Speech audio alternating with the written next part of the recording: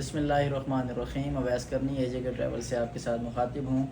الحمدللہ حج اپنے اختتام کو پہنچا. عمرے کی آمد ہے. عمرے کے نئے سیزن میں کچھ اپڈیٹس تھی, کچھ چینجز آئی ہیں جو آپ سے شیئر کرنی تھی. پہلے کی اور اب کی عمرے میں کافی فرق ہے. بیسیکلی سمجھنے کی جو چیزیں ہیں وہ یہ ہیں کہ پہلے اس سیزن سے پہلے آپ جب جو بھی بندہ عمرے کا ارادہ رکھتا تھا اپنی مرضی کا ٹائم چوز کر کے اپنی مرضی سے ویزا اپلائی کر کے سعودی عرب کے جس مرضی شہر وہ چلا جاتا تھا, اس کے لیے کوئی روک رکاوٹ نہیں تھی.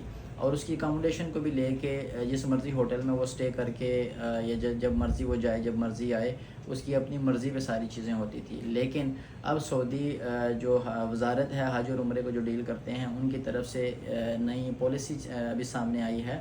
اس پہ بھی کام چل رہا ہے. جو ابھی ہم نے جو ویزے اپلائی کیے ہیں وہ بھی اسی نئی پالیسی کے تحت ہی اپلائی ہوئے ہیں. نئی پالیسی بیسیکلی یا تو اکانومی عمرہ ہے یا اسٹار عمرہ ہے. اکانومی عمرہ میں آپ اس ٹائم تک آپ اپنا ویزا نہیں اپلائی کر سکتے جب تک آپ کے پاس کنفرم ہوٹل بکنگ, ہوٹلز بھی وہ جو سعودی وزارت ہے اس سے اپرووڈ ہوں. آپ ان اپرووڈ ہوٹل میں اپنی اکاموڈیشن بک نہیں کروا سکتے. اور سیکنڈ, آپ انڈیویجولی اگر آپ اپنا ویزا اپلائی کر رہے ہیں تو اس کے لیے آپ کو پرائیویٹ ٹیکسی بک کرنی پڑے گی.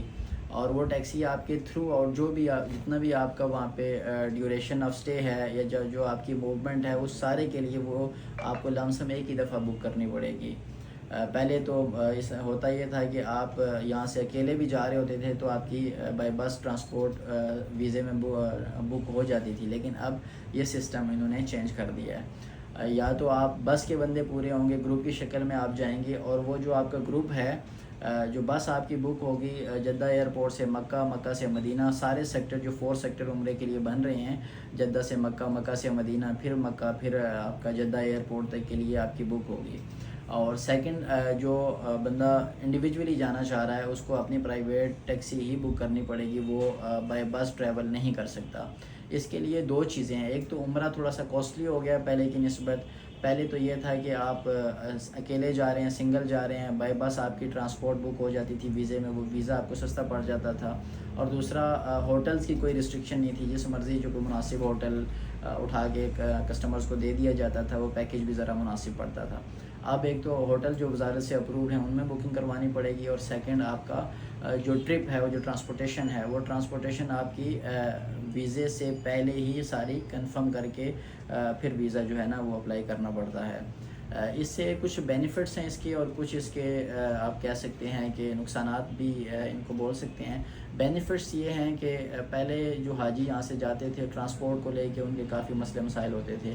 اب سعودی جو وزارت ہے ان اس مسئلے مسائلوں کے پیش نظر انہوں نے سسٹم ہی چینج کر دیا ہے. اب جو حاجی یہاں سے جائیں گے وہ بڑے کنوینینٹ طریقے سے اپنی تمام تر معاملات کو پورا کر کے واپس پاکستان آئیں گے.